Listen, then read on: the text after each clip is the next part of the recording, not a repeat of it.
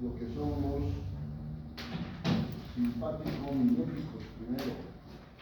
Habíamos hablado del sistema nervioso autónomo.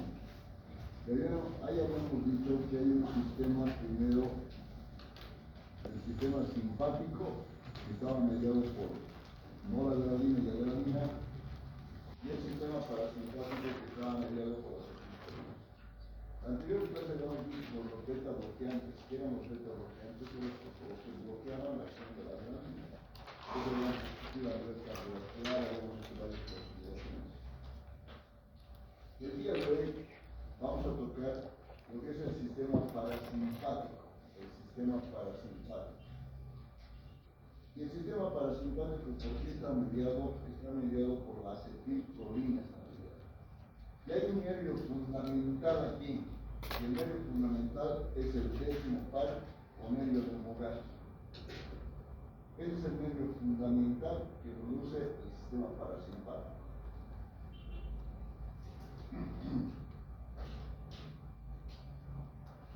¿Cuál es la relevancia de estudiar el sistema parasimpático? Por lo menos en la prácticamente, ¿cuál es la relevancia? Y que nosotros tenemos muchos pacientes en las salas de medicina interna de la universidad con diagnóstico de intoxicación por carbamatos y organofosforados. Entonces hay mucha intoxicación con raticidas. Los raticidas fundamentalmente son carbamatos, más que organofosforados son carbamatos. Por eso en nuestro diagnóstico deberíamos poner intoxicación por carbamatos, no por organofosforados. Porque los carbamatos, ¿en dónde se encuentran? En los raticidas. En cambio, los organofosforados, ¿dónde se encuentran? Son los insecticidas que se colocan a las plantas. Y las personas que tienen intento de suicidio no utilizan pues, los organofosforados, sino utilizan algunos carbamatos. Y entonces, aquí tenemos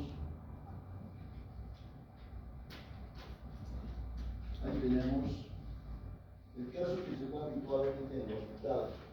El paciente dice, ingirió raticida 2 sobres, ingresa por presentar miosis. Cuando un paciente ingresa por intoxicación no sabe de qué es, ustedes se fijan la pupila. Si la pupila está amiótica, ya tienes 2 alternativas: organofosforados o si no que hipnoanalgésicos. Los hipnoanalgésicos tipo morfina aquí no conseguir. No es imposible. Entonces tiene que ser raticidas, tiene que ser carbamatos. Y miren, ingresa por presentar miosis. Además, hipersalivación. El paciente está salivando mucho, mucha saliva tiene. ¿Por qué te da tanta saliva? Te dice, el paciente está salivando mucho. Otra cosa importante, le tomas la frecuencia cardíaca y está en 60 latidos por minuto, 58 latidos por minuto. Está radical. Ya entonces el paciente está en la sala, es un paciente con miosis y la frecuencia cardíaca está baja, hipersalivación, eso es intoxicación por el clorato seco. Y comienza el tratamiento de un medicamento que se llama atropina. Ya tienes que optimizar la dosis. En el día de hoy estamos estudiando intoxicación por organofosforados, los parasimpáticos miméticos. Me estoy yendo a este ejemplo por la relevancia que ustedes para que recuerden qué son los parasimpáticos miméticos. Los parasimpáticos miméticos tienen que objetivizar con el tema del paciente con raticida. Entonces les decimos parasimpáticos miméticos y ustedes dicen raticida, gran cantidad de acetilcolina, parasimpático mimético, raticida. Entonces tiene bradicardia y tiene broncoconstricción el paciente. Los bronquios se descierran y además hay una hipersalivación. Le revisas al paciente y tiene estertosis crepitante, estertosis crepitante. Entonces es una neumonía también. Y si le dicen a la enfermera tomarle la temperatura, está en 38, 39, puede ser que el paciente sea broncoaspirado y inicies también tratamiento para una neumonía. Pero si te dice la enfermera, doc, está en 35, está normal, no, es solamente producto de la intoxicación por organofosforados, porque los organofosforados producen hipersalivación, mucha saliva, y además producen los bronquios mucha secreción bronquial, alta secreción bronquial. Entonces, por eso escuchamos nosotros estas dos crepitantes. Y una cosa importante, el paciente presenta hipoxemia. hay una depresión del sistema nervioso central. Estos órganos fosforados actúan igualito que la acetilcolina. Hemos dicho que el sistema parasimpático está mediado por la acetilcolina. ¿Cómo actúan los órganos fosforados? Igualito que la acetilcolina. Entonces, la acetilcolina, ¿qué produce a nivel de corazón? Bradicardia. ¿Qué produce a nivel de ojo? Miosis. ¿Qué produce a nivel de pulmón? Broncoconstricción. ¿Qué produce a nivel del sistema nervioso central? Generalmente un poquito de excitación, pero si le das mucha dosificación, depresión del sistema nervioso central y depresión respiratoria. ¿Por qué se muere la mayor cantidad de pacientes con intoxicación con raticida? ¿Qué crees? Por la bacteria.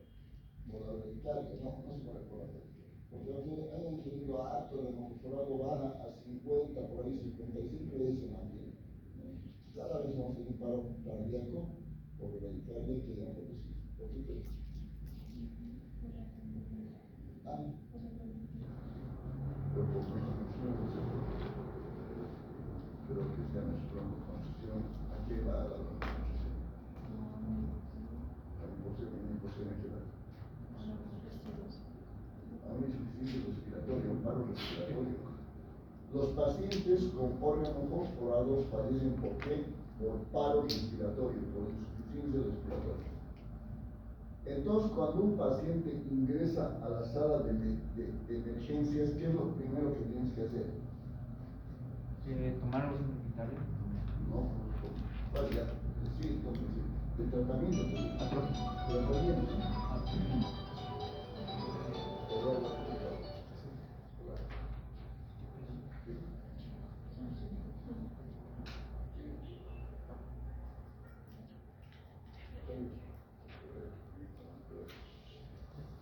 ¿Cómo es? ¿Cuál sería el tratamiento? Atropina. El primer tratamiento, si los pacientes fallecen por insuficiencia respiratoria, depresión del centro respiratorio, llega ahorita al servicio de emergencia, ustedes están ahorita ahí practicando. ¿Qué hacemos? Atropina de la muscular.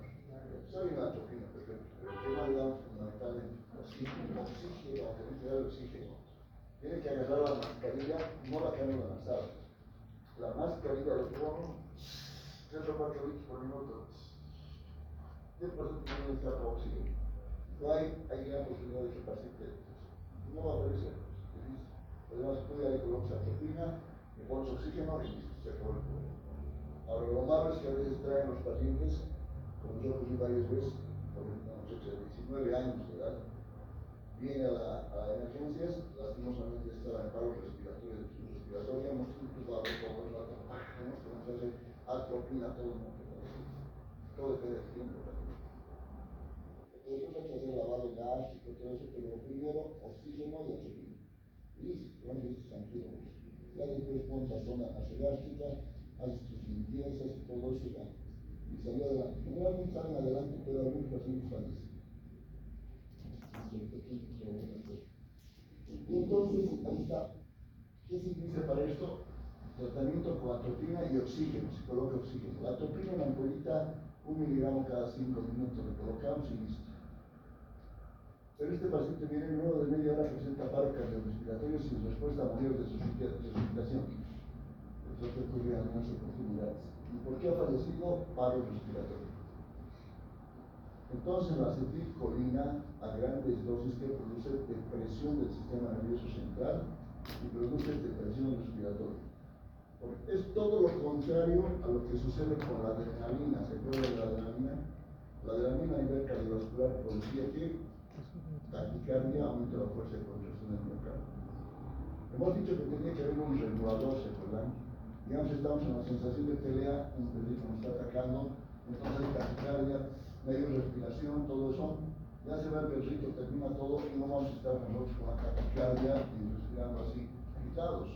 Tiene que haber un sistema de modulación. Y ese sistema de modulación es el sistema parasimpático mediado por la acetilcolina. La acetilcolina comienza a funcionar. Cuando predomina la acetilcolina, ¿qué se produce en el corazón? Lo contrario de la adrenalina, bradicardia, disminución de la fuerza de contracción del miocardio. La adrenalina producía broncodilatación. Estos medicamentos, los parasimpático-miméticos, las drogas parasimpático-miméticas, miméticas es mimesis, igual que parasimpático, igual que la acetilcolina, que van a producir, la adrenalina producía broncodilatación, esto es broncoconstricción. Todo lo contrario. En el sistema digestivo, la adrenalina que producía, no producía nada, se paralizaba todo por la lucha. Estos medicamentos aumentan el peristaltismo intestinal, el esófago, el estómago, el intestino delgado, el intestino grueso, aumentan el peristaltismo intestinal. ¿Qué más hacen? Aumentan las secreciones. ¿Qué secreciones? Secreciones intestinales, gástricas, pancreáticas, todo aumentan, todas las secreciones de todo lado. Imagínense, tenemos un paciente con una pancreatitis aguda. Hay una pancreatitis aguda.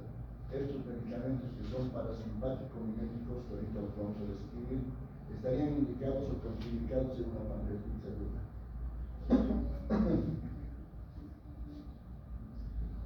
La fisiopatología de la pancreatitis aguda es aumento de la presión intraluminal del conducto de Wilson. Desde el páncreas, el conducto de Wilson.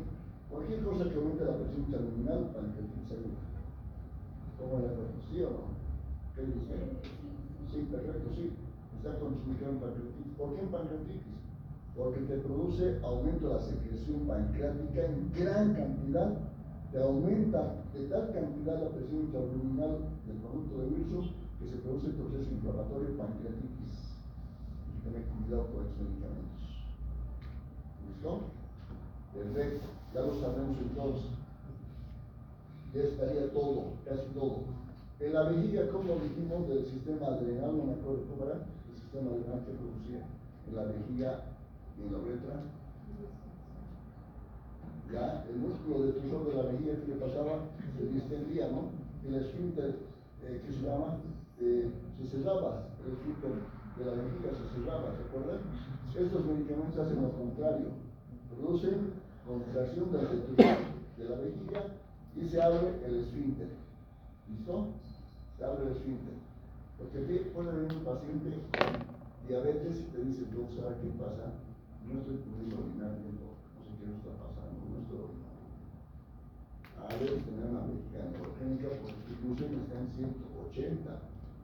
Vejiga neurogénica debes tener, porque te voy a dar estos medicamentos. Te da los medicamentos, aumenta la contracción del detrusor, el esfínter de la vejiga se abre y el paciente comienza a orinar. Perfecto, excelente medicamento. Muy bien. Ahí estamos.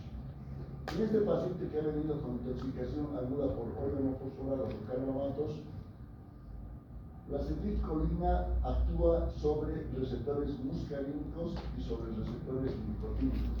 Sobre dos receptores actúa. Y en efectos muscarínicos, ¿qué va a producir? Miosis, o más importante, hemos dicho, no miosis. Porque vemos al paciente, tiene miosis, y luego hemos dicho, ¿qué más hemos dicho? Sudoración, mucha sudoración tiene.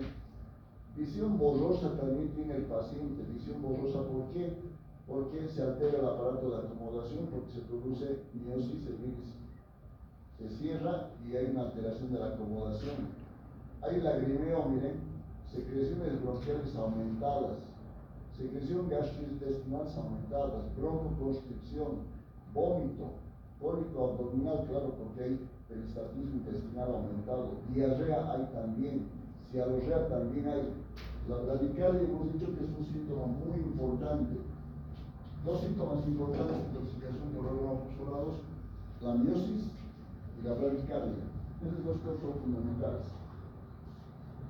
La miosis y la bradicardia. ¿Por qué son fundamentales? Porque cuando hagas tratamiento a un paciente con intoxicación con gas y sida y estés dando la atropina, te tienes que fijar en la miosis y la bradicardia. Porque si esa miosis se revierte y la bradicardia se revierte, estás haciendo buen tratamiento.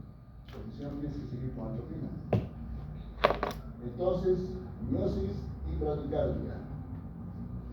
Los efectos nicotínicos, miren estos efectos nicotínicos, fundamentalmente, ¿dónde son los efectos nicotínicos? Fundamentalmente a nivel muscular, fundamentalmente. Claro, ustedes me pueden decir, pero Doc, hay efectos nicotínicos a nivel del sistema nervioso central, Doc, porque los receptores nicotínicos por todo lado están. igual que los receptores muscarínicos por todo lado. Pero fundamentalmente, ¿cuáles son los efectos nicotínicos? Los que actúan sobre la placa muscular. ¿Y qué produce la placa muscular? Miren, fasciculaciones produce, fasciculaciones. Pero también este efecto nicotínico en una primera instancia produce fasciculaciones. Si le das más dosificación de acetilcolina y actúa sobre los receptores nicotínicos, hace debilidad muscular, hay una parálisis muscular.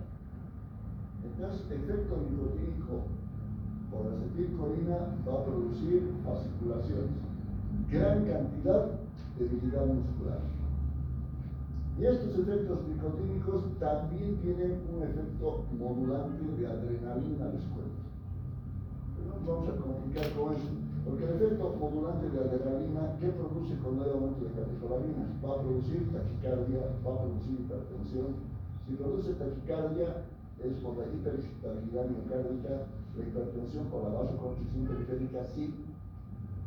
Pero fundamentalmente, si hablamos de efectos nicotínicos, tenemos que hablar de estas dos cositas fundamentales, eso es lo más importante, de fasciculaciones y de debilidad muscular. Me dice efecto nicotínico, fasciculaciones y debilidad muscular único. Hay un efecto adrenal, es cierto, que se llama, es modulador de la acción del medio vago, indudablemente. Pero hablar de efecto nicotínico es hablar de estas dos cositas. Efecto del sistema nervioso central, produce cefalea, agitación, psicosis. Miren, esto produce confusión mental, produce los órganos fosforados, la acetilcolina, producen confusión mental. Confusión mental. Pregunta al paciente su nombre, no te responde bien. Luego puede convulsionar el paciente. Puede entrar a un estado de coma. Un paciente con raticidad puede entrar a un estado de coma. Y finalmente, lo más grave, la depresión respiratoria. Los pacientes padecen por depresión respiratoria. Ese es un dato fundamental.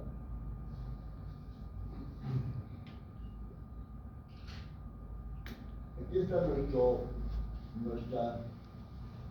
dibujito inicial.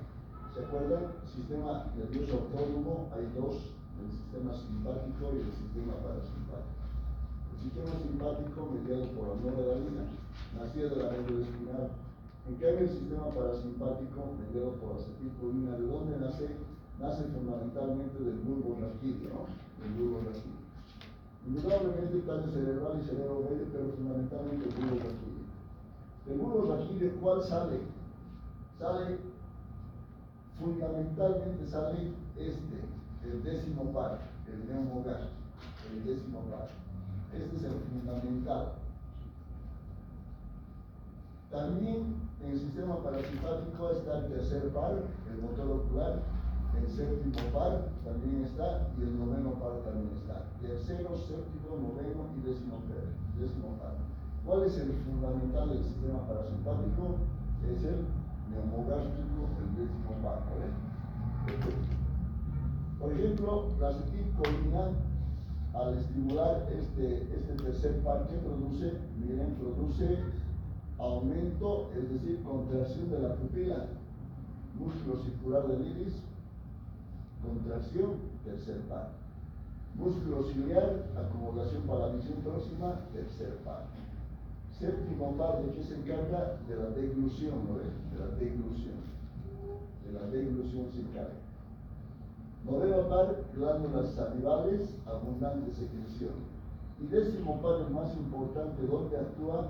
Con efecto muscarínico, actúa en el corazón, ritmo y fuerza disminuidos. Vías aéreas, el décimo par, donde actúa produciendo en el bronquio broncoconstricción, ¿no? Y produciendo, ¿qué más? Gran cantidad de secreción bronquial. En intestino, ¿qué pasa? Se produce aumento del peristaltismo, del esófago, del estómago, del intestino delgado, intestino grueso. ¿Qué produce? Aumento de secreción de ácido clorhídrico, aumento de secreción de jugo pancreático, aumento de secreción de jugos intestinales. Todo secreta aquí.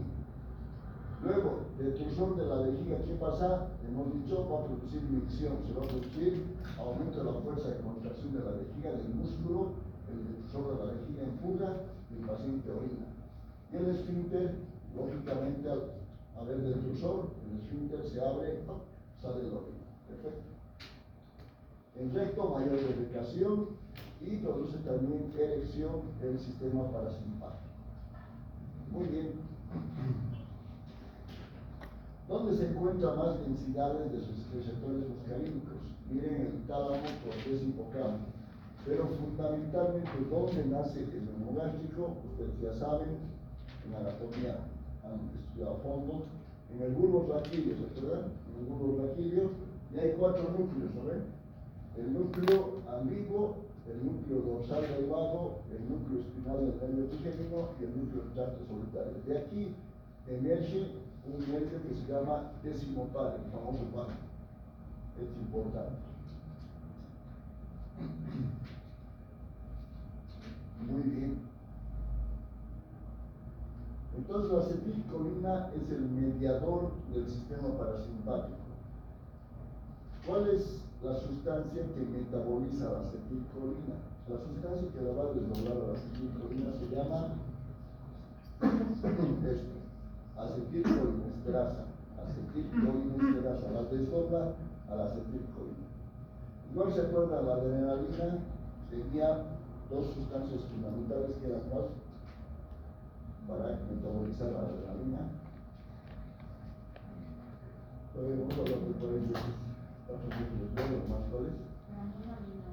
Claro, la MAO y la COP, la catecolinometiltransferasa, ¿se acuerdan? Perfecto. La acetilcolina, ¿quién la desdobla? La acetilcolinesterasa. Esto es muy importante. Miren lo que puede hidrolizar. ¿Qué cantidad de acetilcolina hidroliza? No hidroliza una moleculita, hidroliza 6 por 10, imagínense 6 por 10, a las 5 elevada a la potencia 5 moléculas de acetilcolina por minuto. Te hace pues, por decirte, todas las acetilcolinas de tu cuerpo, las desdobla instante.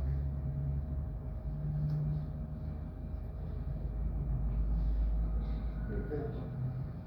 Gracias a esta acetilcolinesterasa que se desdobla en acetilcolina es el tema de la vida media. La vida media de la acetilcolina es de 10 a 200 microsegundos. Imagínense, microsegundos, no se dice 200 segundos. De un segundo, así, 200 microsegundos, menos que el segundo. Prácticamente así. La desdobla un instante. Es increíble su vida media. De 10 a 200 microsegundos es realmente increíble. Aquí está bien. Esto es importantísimo ver. La acetilcoenzima A. Esta sustancia es súper archivo y importante. La acetilcoenzima A, ¿dónde no está? Para iniciar todo. Por ejemplo, en el hígado está la acetilcoenzima A, ¿no ven? ¿Quién forma el colesterol? La acetilcoenzima A. A partir de la acetilcoenzima A, le haces a la HMG reductasa que se forma colesterol. Hemos hablado de la acetilcoenzima en otras, ¿se acuerdan en otras clases? Bien importante la acetilcoenzima A. Y aquí también viene la importancia, viene la acetilcoenzima A. Al unirse a la colina, ¿qué forma? Miren, aquí está acetilcolina forma. Súper. De la acetilcoenzima A con la colina forma la acetilcolina, la que estamos formando la acetilcolina. Y la acetilcolina viene en la terminación nerviosa, viene la acetilcolina y actúa sobre receptores, sobre 2 tipos de receptores. Unos receptores que se llaman muscarínicos y otros receptores que se llaman nicotínicos. ¿Ya? Y luego viene aquí está la acetilcolina, viene la acetilcolinesterasa y la desdobla a la acetilcolina. ¿En qué la desdobla? En colina y acetoacético o acetato. ¿No? El acetato o acetoacético y la colina por el favor. Luego otra vuelta esta colina se mete aquí adentro, viene aquí, justamente con la acetilcoenzima A la colina, entra aquí, Golgi, aparato de Golgi, mitocondria, todo este tema, y luego otra vuelta forma acetilcolina. Sale la acetilcolina, y ¿quién la metaboliza? La acetilcolinesterasa. Y luego otra vuelta colina y ácido acético o acetato. Así es la formación de la acetilcolina. Este es un receptor muscarínico. aquí hay un péptido, otro aminoácido, conjunto de aminoácidos, lo que es implicado, y estos receptores muscarínicos se replican en todo el organismo. Igualitos se replican en todo el organismo. Hay millones de receptores muscarínicos por todo lado, desde aquí hasta los pies, todo de receptores muscarínicos.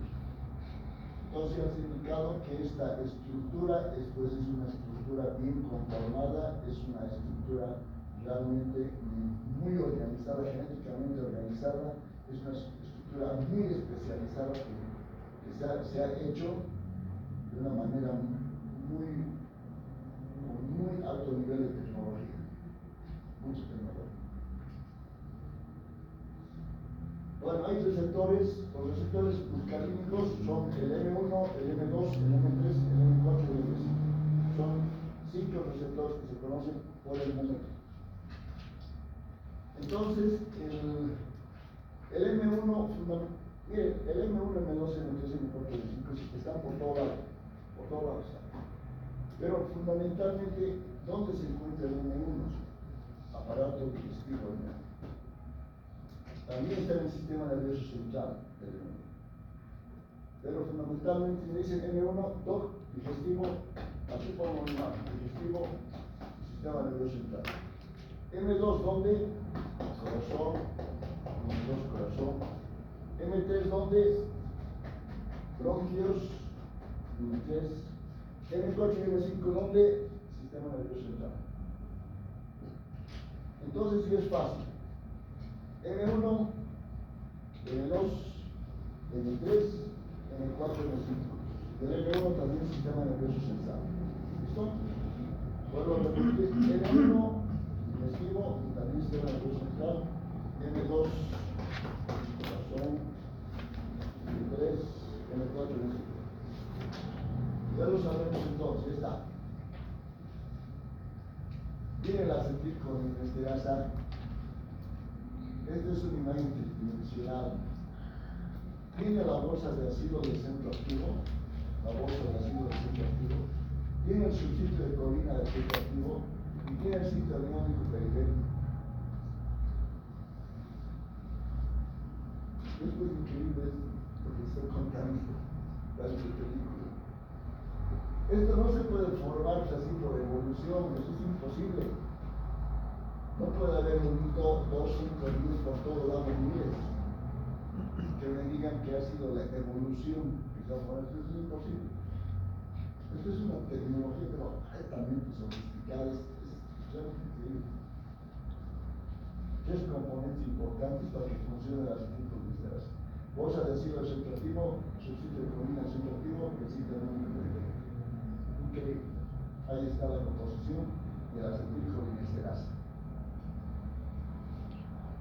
Acetilcolina entonces, sistema nervioso central, que hemos dicho núcleo solitario, todos lo hemos indicado. Aquí está la acetilcolina y funciona sobre el intestino. Hemos dicho esófago aumenta, intestino grueso aumenta, mayor defecación, diarrea, jugos gástricos sí, intestinales sí, jugos gástricos también, pancreáticos también, todo. Está claro eso. Ahí está la glándula sudorípara también. En el corazón actúa también, en el corazón actúa, y esto todo ahí.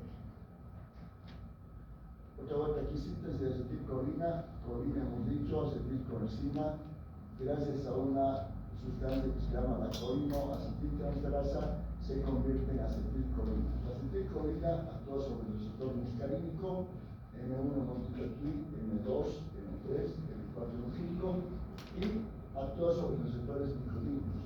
¿Cuántos receptores nicotínicos hay? Hay 3. Nicotínico muscular, nicotínico neuronal y nicotínico epitelial. Entonces, ¿cuántos tipos de receptores nicotínicos hay? Hay 3. Uno que es el muscular, otro que es el neuronal y el otro es el epitelial. ¿Cuál es el más importante? El receptor nicotínico muscular. El muscular. ¿Ven? Ese es el más importante. La acetilcolina hemos dicho que es desdoblada gracias a la acetilcolinesterasa. Pero no solamente hay acetilcolinesterasa, también hay una sustancia que se llama la pseudocolinesterasa. Entonces, ¿cómo se metaboliza la acetilcolina? Gracias a dos sustancias, a la acetilcolinesterasa y a la pseudocolinesterasa. ¿En qué se metaboliza? Se metaboliza en colina y ácido acético, ¿no? Luego otra vuelta la colina va con acetilcolina y otra vuelta acetilcolina. Aquí está el receptor M1, M2, M3, M4, M5. Hemos dicho, ¿no? M1, sistema nervioso central, M2, corazón, M3, ¿qué debemos decir M3? Bronquios, M4, M5, sistema nervioso central. ¿Cómo actúan estos? A través de sistemas de segundo mensajero. Ese es su mecanismo de acción. ¿Cómo se activa el receptor M1? ¿Se acuerdan del receptor de adrenérgico que saber? Ahora les voy a hablar de cómo se activa este receptor M1. Porque aquí va, por ejemplo, aquí está la acetilcolina y aquí está el receptor M1. Y entonces la acetilcolina viene, ¿y cómo activa este receptor M1? ¿Cómo lo activa? Lo activa de dos maneras fundamentales. Una, que es esta. Esta es la clave. Aquí está el PIP2, el fosfatidilhidrositol bifosfato. Esta sustancia, gracias a la fosfolipasa C, se activa y se convierte esto, en el trifosfato, en el inositol trifosfato y en el diacilglicerol. ¿Para qué se convierte esta sustancia, el PIP2, gracias a la fosfolipasa C, en trifosfato y diacilglicerol? ¿Para qué? Para aumentar el calcio citosólico. Como aumenta el calcio, ¿qué va a producir? Va a producir lesiones, va a producir broncoconstricción, va a producir disminución de la frecuencia cardíaca, todo eso va a producir. ¿Y en qué receptores se produce la formación del trifosfato y del diacilglicerol? En el receptor M1 y el receptor M3 y el receptor M5. Entonces nos anotamos eso. Formación de PIP2, o mejor dicho, formación de trifosfato y diacilglicerol a partir del PIP2 gracias a la fosfolipasa C, se produce gracias, mejor dicho, el receptor M1, M3 y M5. Eso nos anotamos. ¿Listo? Perfecto, ya está. ¿Cómo se activan los receptores entonces M2 y M4? Estos pares M2 y M4, ¿cómo se activan? Por inhibición de la adenilciclasa. Se inhibe la adenilciclasa y ¿qué disminuye? Disminuye la AMP cíclico y se logra la apertura de los canales de potasio. Entonces esto está fácil de ver. ¿Cómo se activan los receptores muscolínicos? Hemos dicho cómo y para qué se activan, para que se introduzca ¿qué? Calcio y potasio. Esa sería en conclusión, ¿verdad? Perfecto. Entonces todo este tema del receptor N1 del PIP2, fosfolipasa C y trifosfato y diacilglicerol, ¿qué hace? Aumenta la cantidad de calcio. En el receptor N1, el receptor N3 y N5. En cambio, el receptor N2, ¿qué pasa con la inhibición de la adenilciclasa? Hay la apertura de los canales de potasio, se gran potasio al receptor N2 y al N4 para poder producir calcio. Todo esto se trata entonces ¿para qué? Para aumentar los canales de calcio intracelular y potasio intracelular. Y luego hay calcio.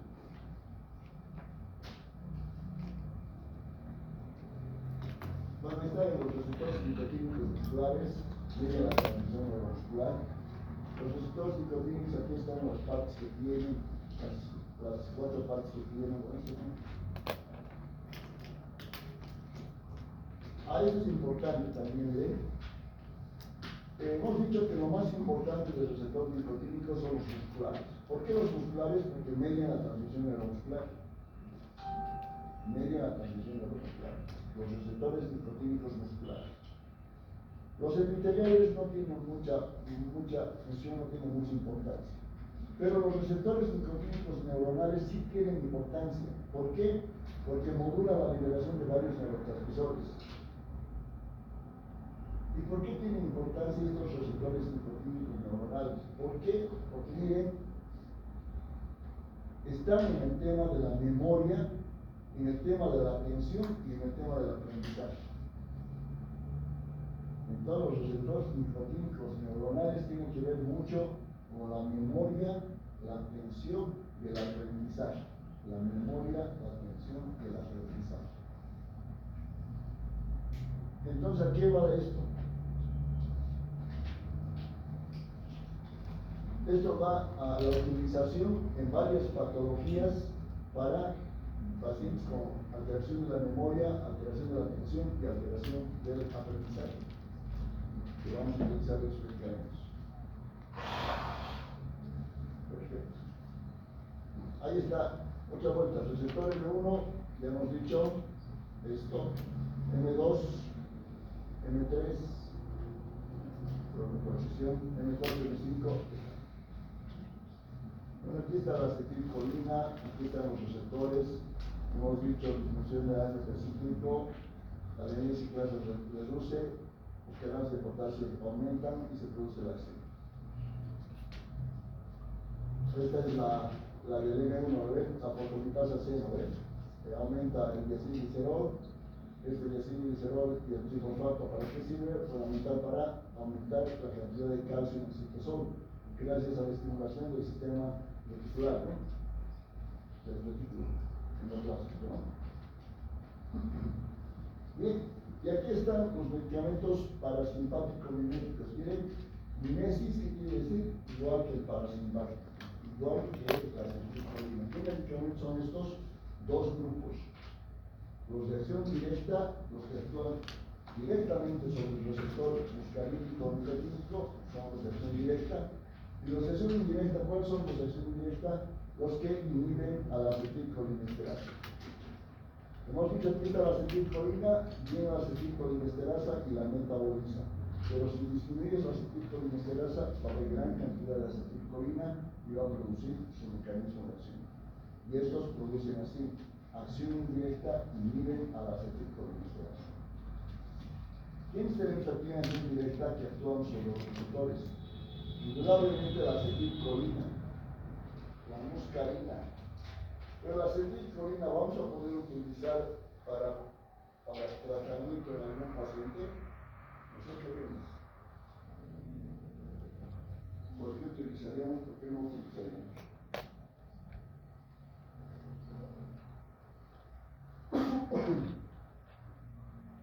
La acetilcolina. Desde las farmacias, buscar acetilcolina, ¿dónde es? La acetilcolina. ¿Por qué crees que no se utiliza la acetilcolina como tratamiento? Porque nosotros el organismo porque el organismo mismo es el que tiene La línea del organismo mismo utiliza adrenalina y sin embargo el mismo apoya la adrenalina. ¿Por qué no se utiliza mucho este medicamento? Como acetilcolina, ¿no? Claro, hay experimentaciones, pero no se utiliza mucho. ¿Por qué no se utiliza? Por su vida media, 200 microsegundos. Un segundo es así, 200 microsegundos.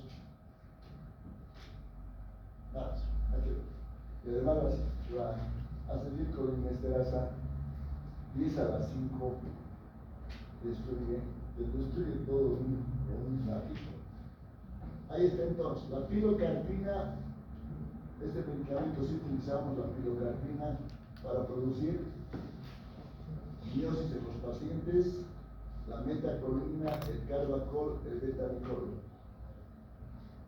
Estos medicamentos casi no utilizamos en la práctica médica, solamente la pilocarpina. Después la metacolina, carbacol, betamicol, ¿no? Acción indirecta. La fisostigmina o eserina, eso sí tenemos, la fisostigmina. La neostigmina, eso tenemos. La neostigmina. La piridostigmina. El edrofonio. El paratio, el paroxón, el ecotrofato. Y esto sí tenemos. El famoso donepezilo y la galantamina. donepezilo.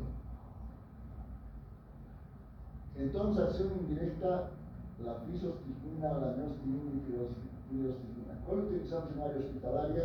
La famosa neostigmina, ¿lo ven? Porque te operan de la vesícula o te operan del apéndice y viene el médico, estamos a 8 días, el paciente nos dice, doctor, ¿sabe qué?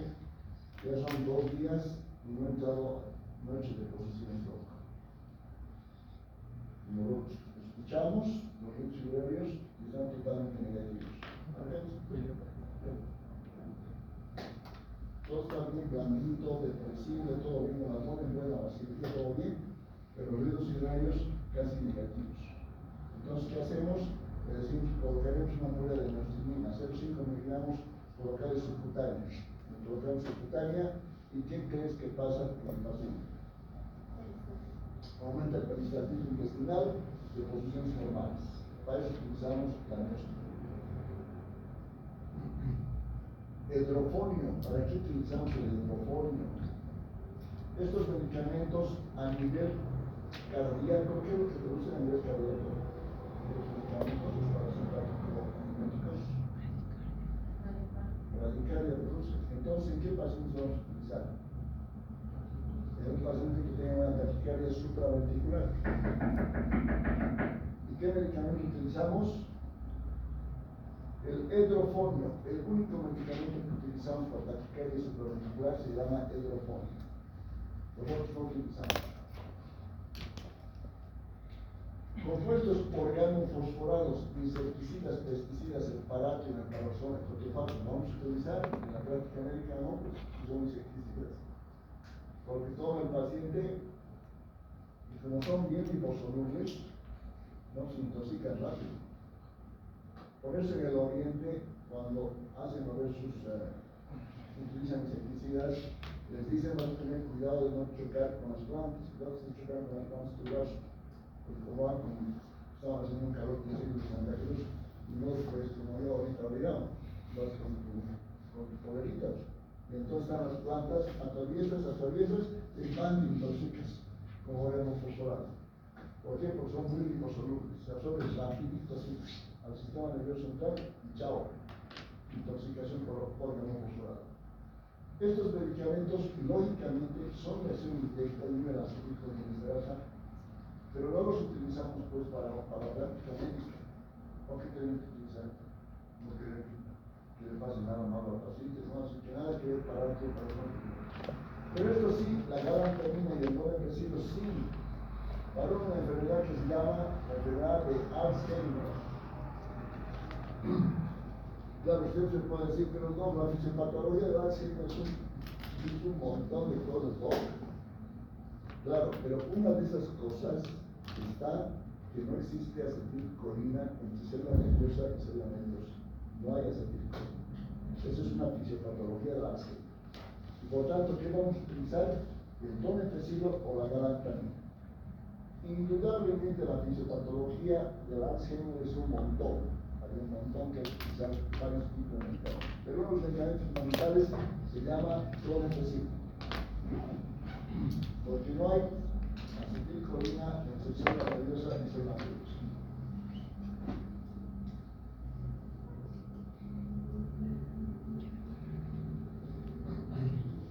¿De dónde se ha aislado la acetilcolina? Bueno, ¿de dónde se ha sacado la muscarina del hongo Amanita muscaria?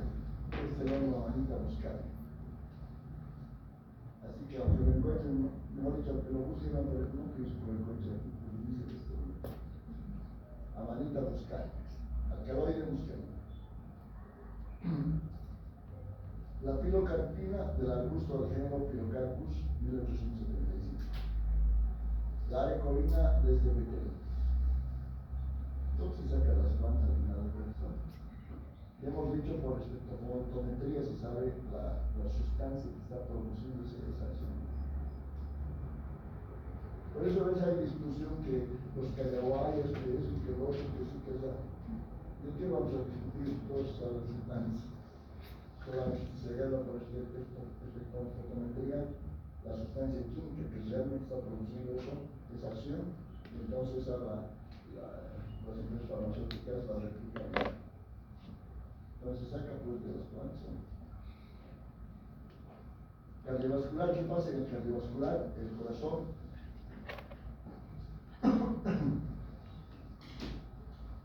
vasodilatación generalizada y coronaria gracias a un efecto M3 y también por óxido nítrico, estimulación del óxido nítrico. La adrenalina se acuerdan por un efecto alfa-1 producía vasoconstricción. Estos medicamentos, los parasimpáticos producen vasodilatación. La adrenalina, vasoconstricción, estos medicamentos, vasodilatación. ¿Y por qué? Efecto M3 y óxido nítrico, estimulación del vaso, vasodilatación. ¿Qué más produce en el corazón? Disminución de la frecuencia cardíaca, lo contrario de la adrenalina. Estamos viendo todo lo contrario de la adrenalina. Disminuye la frecuencia cardíaca. La fuerza de contracción del miocardio, ¿cómo va a estar? La fuerza va a estar disminuida. El consumo de oxígeno, ¿cómo va a estar en los pacientes? Va a estar disminuido, ¿no? Entonces, eso se llama efecto cronotrópico negativo, cronotrópico. ¿Qué es el efecto cronotrópico? ¿Qué diferencia hay cronotrópico con dromotrópico? ¿Cuál es la diferencia? Cronotrópico y dromotrópico. Porque este medicamento es cronotrópico negativo y dromotrópico negativo. ¿Cuál sería la diferencia? Uno está en relación con el tiempo y el otro está en relación con la contractibilidad. Si no...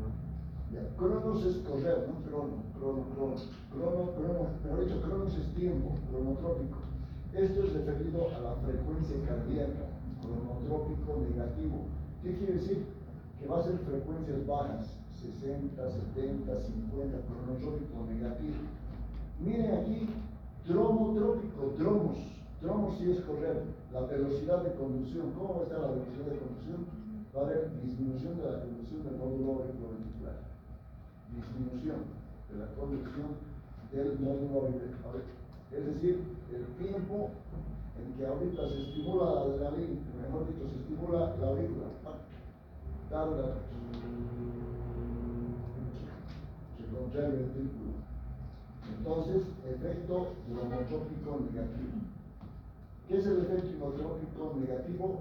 ¿Qué es inotrópico negativo? La fuerza de contracción del miocardio. Por tanto, la fuerza de contracción va a estar disminuida.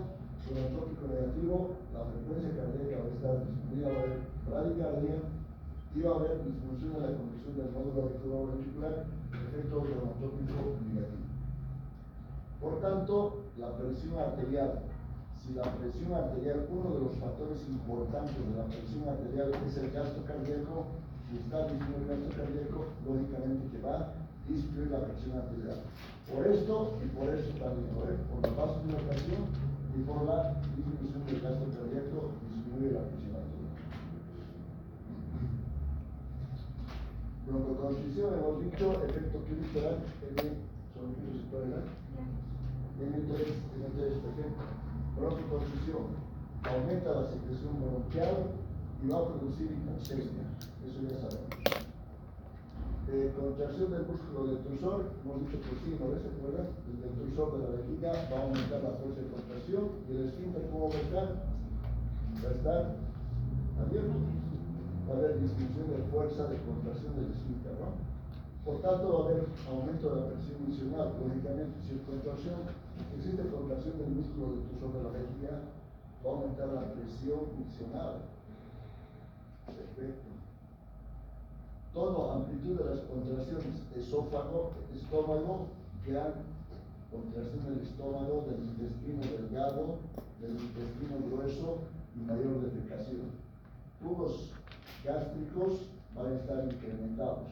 Estos medicamentos en un paciente con una úlcera gástrica, no pues está complicado porque va a haber mayor secreción de ácido clorhídrico. Tubos intestinales sí y jugo pancreático sí. Alta secreción de jugo pancreático puede producir una pancreatitis aguda. Y una pancreatitis aguda está totalmente constituida. Ahí está, efecto M1 fundamentalmente, también M3N2, pero fundamentalmente ¿cuál? Efecto M1. glándulas lagrimales sí, sudoríparas sí, bronquiales, gástricas, pancreáticas sí. En ojo, biosis, efecto M3, constricción del músculo del esfínter pupilar, bloqueo del reflejo de acomodación, alteración a la visión cercana, ¿no? Porque la pupila está amniótica y entonces no puede ver bien de cerca el paciente. Presión intraocular, disminuye la presión intraocular. Hemos dicho todos los medicamentos que producen miosis van a disminuir la presión intraocular del glaucoma. ¿Por qué?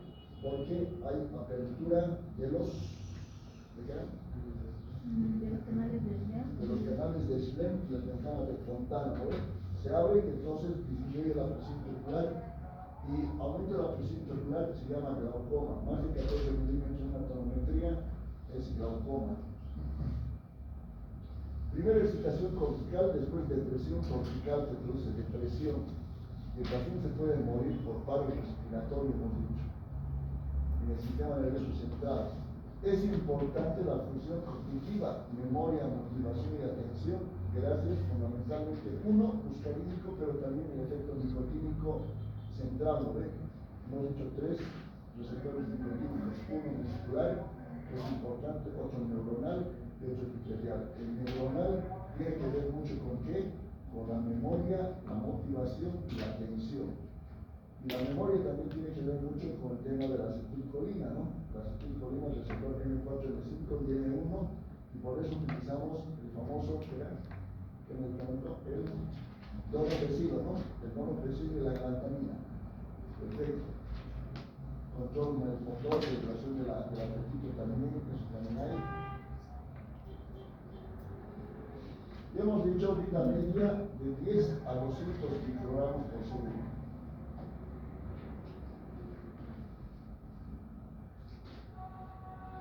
A concentraciones más altas produce un bloqueo neuronal por despolarización persistente.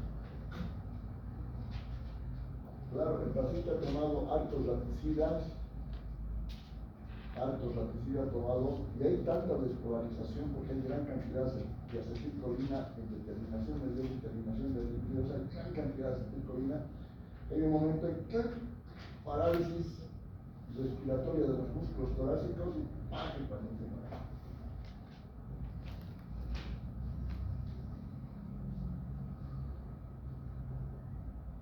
Bloqueo ganglionar por despolarización persistente por la acetilcolina con grandes dosis.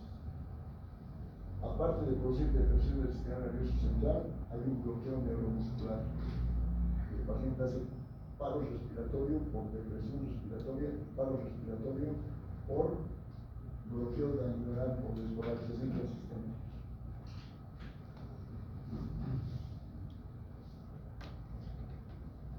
Indicaciones terapéuticas, trastornos de la vejiga urinaria, serostomía, glaucoma, sí. La serostomía, ¿en qué pacientes hay? En el paciente con síndrome de Sjögren, ¿no? Tiene un paciente que dice, no sabe qué, no tengo mucha secreción salivar. No sabe qué, no tengo mucha lágrima, ¿no? Siento como una basurita todo el tiempo, ¿no? Aquí, en el ojo. Le hacen varios tests, síndrome de Sjögren. El síndrome de Sjögren es preludio de una artritis reumatoidea, síndrome de Sjögren. ¿Qué tratamiento hacemos? La verdad que no la espirocarpina al paciente.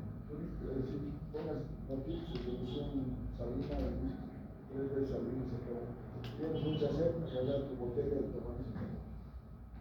Claro que el tratamiento, mira, la pilocarpina podemos utilizar. La pilocarpina sí podemos utilizar. La citrulina también podemos utilizar, pero no utilizamos porque imagínate, pilocarpina, que es una sustancia muy liposoluble, bradicardia le puede hacer al paciente efectos adversos. ¿Para qué se puede dar hipocresía? Consumir dieta. Pero ahí está. La metacolina, ¿para qué se utiliza? Inhalatoria para diagnóstico de hiperreactividad de vías respiratorias bronquiales. Para saber si el paciente tiene asma bronquial o no, pero esto dicen los libros, pero nosotros no, pues. El paciente viene, auscultamos, sibilancias, eosinofilia, asma bronquial, tiene que dar tratamiento. Le damos beta 2 adenal. el salbutamol. Pero ahí están las indicaciones de la metacolina para el diagnóstico de la actividad de vías respiratorias. Si tú le das metacolina inhalatoria, el paciente broncoconstricción comienza a respirar mal, piensas o bronquiano. No. Contraindicaciones, asma bronquial, EPOC, claro. Si produce broncoconstricción y produce aumento de las secreciones bronquiales, están contraindicadas en todas las patologías pulmonares.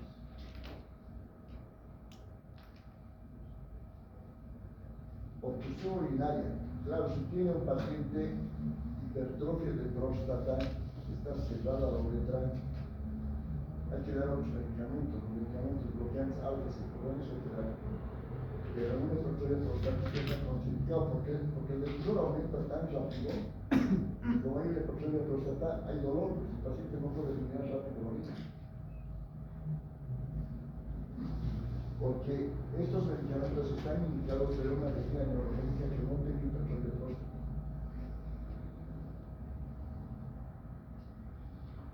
En la úlcera gástrica, úlcera duodenal está contraindicado. ¿Por qué está contraindicado una úlcera gástrica y duodenal? ¿Por qué está contraindicado? Contraindicado dice aquí, úlcera gástrica duodenal. ¿Por qué? Ácidos clorhídricos. Si un paciente tiene bradicardia o un bloqueo auriculoventricular, no de los medicamentos produce bradicardia y paro. Hipotensión, claro, disminuye la frecuencia cardíaca, la contracción del miocardio, vasodilatación por neumogástrico y oxígeno interior, no le puede dar hipotensión arterial. Listo. ¿Qué más tenemos que ver aquí? Bueno, esto, tabú, salin, soman, esto por supuesto que no vamos a hablar, son los gases neuroparalizantes, son agentes anticolinesteráticos. Este tabú, salin, soman se ha utilizado desde la Segunda Guerra Mundial. Por eso se ha afirmado en la Segunda Guerra Mundial que ya no se utilizan gases paralizantes. Porque daban estos gases paralizantes, aumento de secreción de acetilcolina en gran cantidad, parálisis y los pacientes, paro respiratorio y parálisis. La guerra, ¿no? Entonces, tabú, salin, soman, no se puede dar. Ha habido un incidente en Matsumoto en 1995, un ataque terrorista en el metro de Tokio, Japón, con tabú. Siria 2017 con sarin, gases neuroparalizantes, porque es una sustancia muy imposible.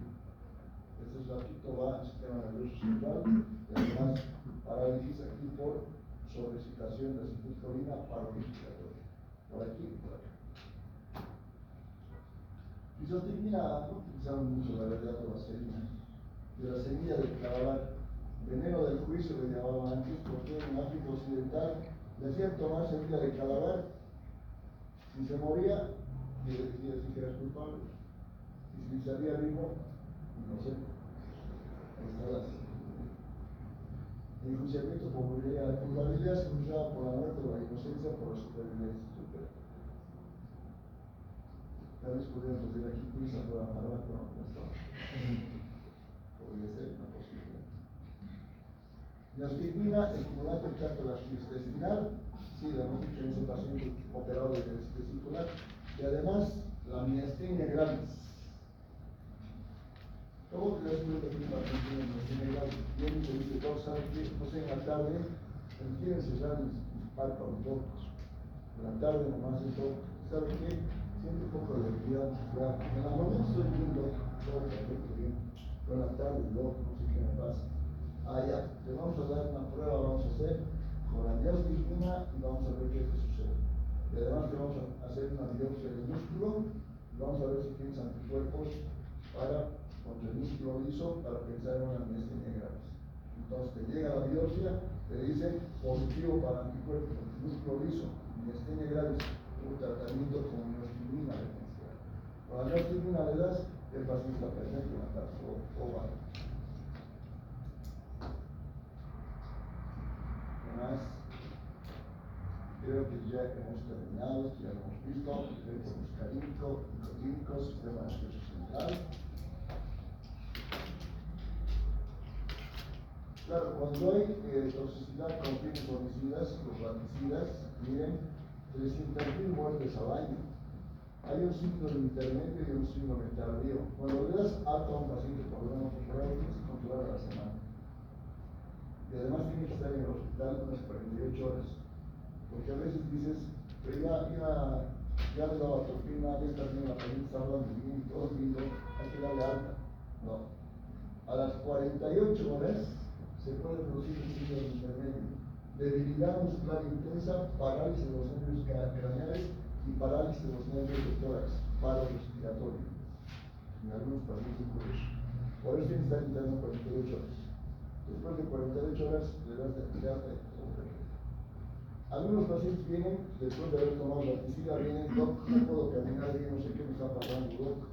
Síndrome tardío se llama eso. La polineuropatía, ataxia, por esterasa neurotóxica, no puede caminar bien el paciente. Entonces tienes que agarrar y darle tratamiento con atropina otra vuelta. Entonces la intoxicación ayuda, hemos visto aquí, con raticida, aquí vemos el síndrome intermedio, parálisis respiratoria o nervios intercostales y el síndrome tardío, polineuropatía, ¿no? Después, ¿qué más? La miosis, aquí está el ojito, aquí está la miosis, que produce apertura de canal de Suez y las ventanas de Fontana. Claro, la contracción, ¿no? del estómago, del esófago, del intestino delgado, que lo hemos analizado. ¿Qué más? Un neuromuscular, despolarización de la placa terminal, ¿sí? Pero si le das mucha cantidad a un paciente, como los órganos fosforatos, hay un bloqueo por despolarización. Bradicardia, hemos dicho, presión arterial disminuida. Va a aumentar el periodo refractario, va a disminuir, va a aumentar el periodo refractario. ¿Por qué? Porque la condición auricular, el periodo refractario aumenta. En pacientes con arritmias cardíacas podemos dar esos medicamentos, sí, pero indicación precisa podría ser uno solamente. Hemos dicho un medicamento que se llama para taquicardias paroxísticas auriculares, hemos dicho el Edrofon. El Edrofon es el único medicamento que utilizamos para taquicardias paroxísticas auriculares. ¿Por qué? La respuesta es por el aumento del periodo refractario. Y listo, hemos terminado acá.